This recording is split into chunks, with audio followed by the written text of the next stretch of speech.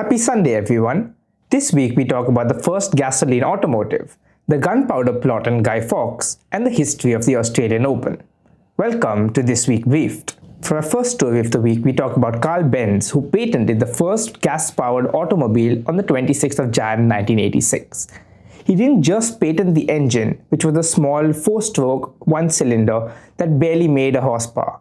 He patented the entire automobile, the chassis, the 3 wheels, the entire transmission and steering.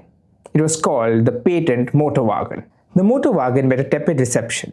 Nobody was really willing to replace their horse carriages and bicycles with this loud, smelly, unreliable machine.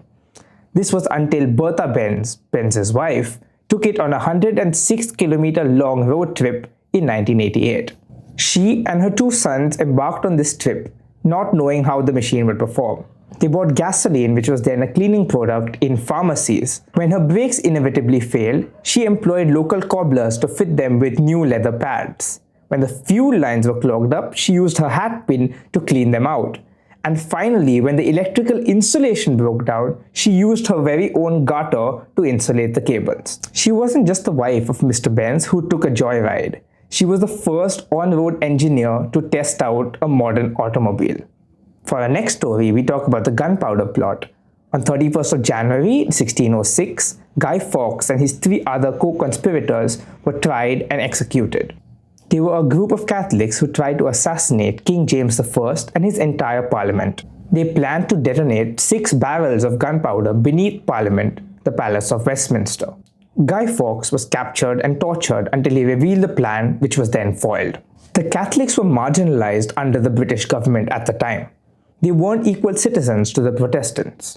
These conspirators thought violence was their only solution and planned to blow up Parliament. When the conspirators were finally caught and the plan thwarted, the laws didn't really ease up. In fact, they grew tighter.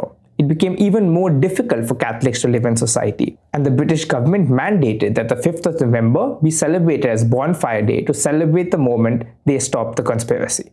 This is still important today because this marks the first instance of political terrorism. Guy Fawkes may be a controversial figure in British politics, but he became a cult hero. Alan Moore wrote the book V for Vendetta, championing his cause, and the online group Anonymous uses the Guy Fawkes mask as their emblem. And for our last story of the week, the Australian Open, whose finals are on the 31st and 1st this week. Starting in 1905 as the Australasian Tennis Championships, it was largely attended by locals from Australia and New Zealand because getting there by steamer was really difficult for Americans and Europeans.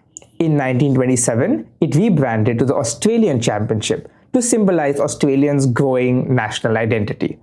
Yet, it was still not a very popular championship. In 1933, John Kieran of the New York Times coined the term Grand Slam, similar to what they did in baseball, and the Australian Championships was named as one of them, along with Wimbledon, the US Open, and the French Open. At the time, the tournaments weren't really called Opens, because it was restricted to only amateur participants and no prize money, excluding all the professionals. This resulted in a very bitter sentiment with the fans who wanted to see their favorite stars play. So in 1968, the Tennis Federation in general decided to have open tournaments where anybody could take part. And the Australian Open got its name in 1969. As for what to look forward to this week, 26th of Jan is India's Republic Day. So, Happy Republic Day, everybody. The 27th is Holocaust Remembrance Day, 81 years since the Auschwitz-Birkenau camps were liberated in 1945. And of course, 31st and 1st finals of the Australian Open. See you next week, everybody.